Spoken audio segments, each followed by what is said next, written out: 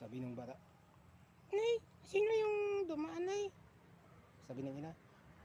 Ay, mga ano, nak, mga sundalo ng palasyo na kasi pababain na nila yung hari, nak. Hindi kasi bumaba, sabi ng ina.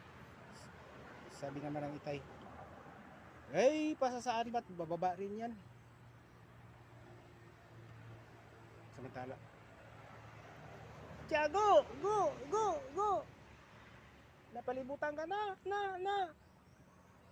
Sa kalan ng batas, surrender na. Sabi nung hari ng palasyo.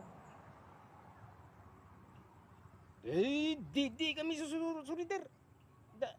Dami kami dito. Sabi nung manguli.